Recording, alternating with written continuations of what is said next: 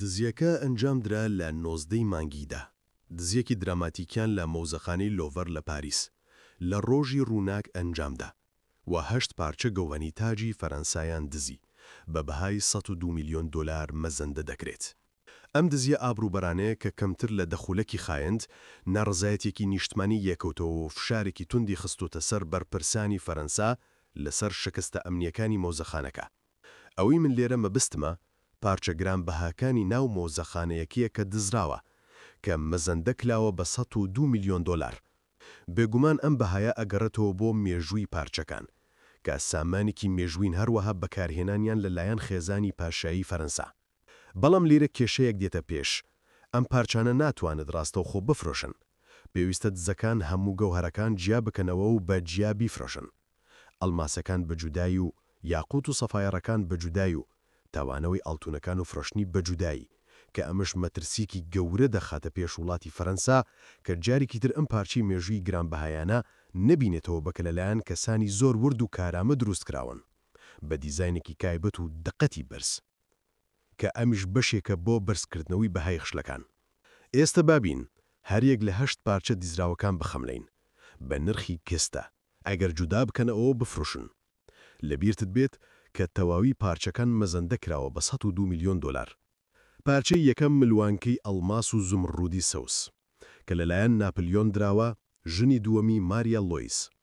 ئەم پارچە خشلە پیکاتۆ لە 32 زمڕودی سەوس نزیکەی 320 قیرات لەگەڵ 1138 ئەڵماسی بچووک بە قەبارەی جیاواز.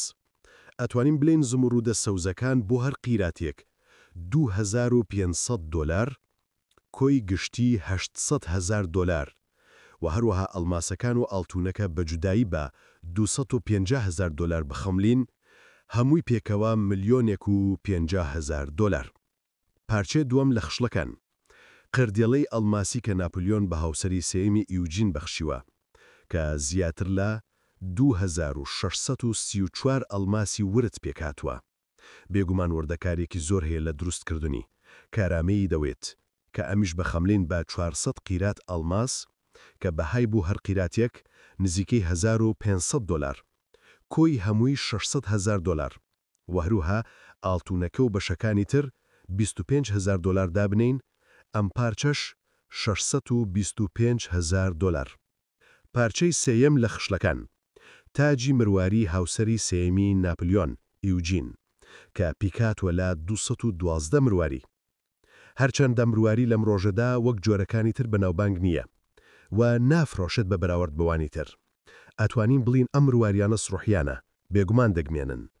1000 دۆلار بۆ یەک مرواری، کۆی هەمووی 212,000 دۆلار و ئاڵتوون و پارچەکانی تر 25,000 دۆلار دابنین. ئەم پارچەش 237,000 دۆلار. پارچەی چوارەم لە خشلەکان قردێڵەی ئەڵماسی شاژنە ئیوجین کە پیکاتوە لە 84 ئەڵماس، سێ دانی گەورە نزیکەی 45 قیرات بۆ هەر قیراتێک 10,000 دۆلار، کۆی گەورەکان 450,000 دۆلار و ئاڵتوون ئەڵماسەکانی بچووکەکان نزیکەی 150,000 دۆلار، کۆی نرخی پارچەکە 600,000 دۆلار. پارچەی پێنجەم و شەشەم و حەوتەم لە خشلەکان سێتێکی تەواوی سەفایەرە کە پیکاتۆ لە تاجێک و دوو گوارە و ملوانکەیەک کە بە نرخترینە لە ناویان. هەموو پارچەکان نزیکەی 24 پارچەی سەفایەری شین نزیکەی 20 قیرات هەریەکیان، کۆی هەمووی 420 قیرات بۆ هەر قیراتێک 10,000 دۆلار نزیکەی 4,800,000 دۆلار بۆ هەموو سەفایەرەکان. ئەڵماسەکان و ئاڵتوونەکانی تر بخەملین بە 200,000 دۆلار، کۆی هەر چوار پارچەکان 5 میلیۆن دۆلار. کۆی هەموو پارچەکان جیا بکەنەوە بفروشن نزیکەی 7 میلیۆن و نیو دۆلار، با بڵین بەلایانی زۆر 8 میلیۆن دۆلار دەکات. ڕاتچۆنە بەهای 8 میلیۆن دۆلار لە بەرد و ئەڵماس و ئاڵتوون، یوکسان بە 102 میلیۆن دۆلار لە دیزاین و مێژوو بەهای نیشتمانی